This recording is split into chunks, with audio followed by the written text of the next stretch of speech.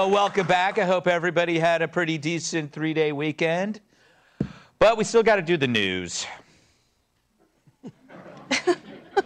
So following last week's mass shooting, 30 more people were killed over the weekend. 13 in Philly alone. Residents are now safer at Bill Cosby's house.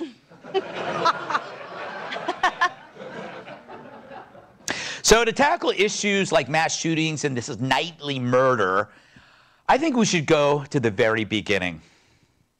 You know, our cosmos are 13.8 billion years old. Bet you didn't think I meant literally the beginning. But I figured we'll start there, and then by my estimate, we should be done with this monologue by the time William Devane runs out of gold. But to see what evil looks like now, it helps to see it with a backdrop of history. It might tell us what we went wrong in this blink of an eye of the last 30 years. Because something did. Sure, we've had horrible violence for centuries. Genghis Khan killed millions of people, but he also fathered a ton. Historians call him that era's Pete Hegseth. That's a joke. Imagine the Father's Day cards when Genghis was around, huh? Dear Dad, you conquered my heart and Asia Minor. Ivan the Terrible. He didn't get that nickname from not spraying Febreze after he used the bathroom. He was truly terrible. Glad they're not around to hear me riffing on him.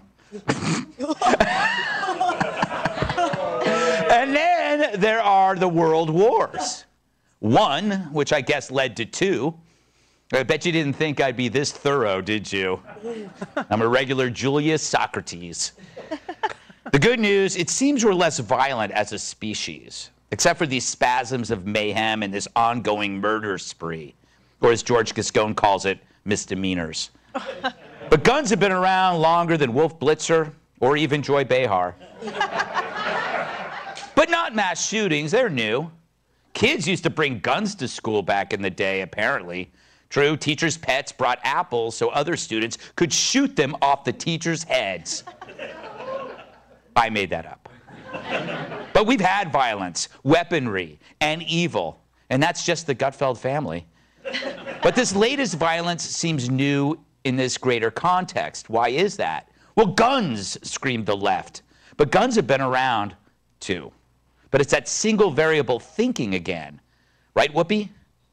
Listen, this AR-15's got to go. I'm sorry. And I don't care, NRA. You got to give that gun up. You can have your other yeehaw guns, whatever you want. The AR-15 has to go. Is not a hunting gun. It's a weapon It is of war. not a gun where you're going to go out and shoot your dinner. This gun is meant to kill people. That's what it's for, and you can't have it anymore. Well, as long as I get to keep my yeehaw guns. Gonna go out and shoot me some yeehaws. Anyway, she sold me. But now there's another new variable that could be part of this, bullying. Feels like that's gotten worse. And our solutions for bullying seem pretty weak.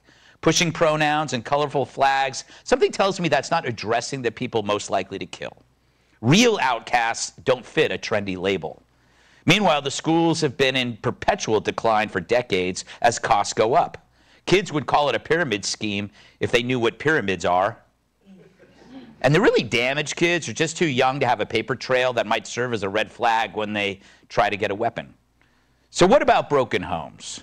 That's new as well. Since the 1970s, we've seen society accept the decline of the family. Some have actually even encouraged it. And what fills those gaps? Well, you can have gangs, video games, TikTok. It's much like Biden's energy policy. We're going to force you off fossil fuels with no real alternative. Because the decline of the nuclear family is a loss of precious energy, too. When things go bad for a kid, what's he got to rely on? Gone are the mom and dad and brothers and sisters that served as a hedge against isolation. So he's got an empty tank. And what's he fill it with? Some seriously bad.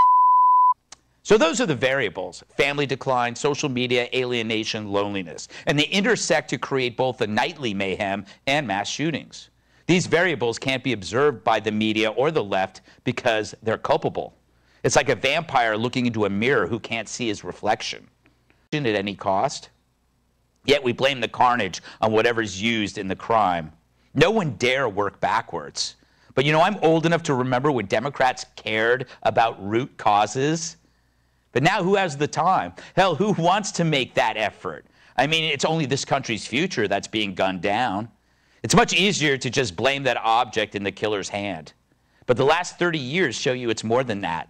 A broken household creates a broken person, sent to a broken, untrained, and ambivalent school, and commits a hellish act amplified by a broken media. Every action incentivized. The criminal gets back at the broken home, the crime makes the forgettable teen unforgettable, and the media turns it into content. The killers don't even have to make a demand. So sure, we can raise the rifle ban to 21. That works so well with alcohol. But until we admit that the problem is multifaceted, we're lost. It's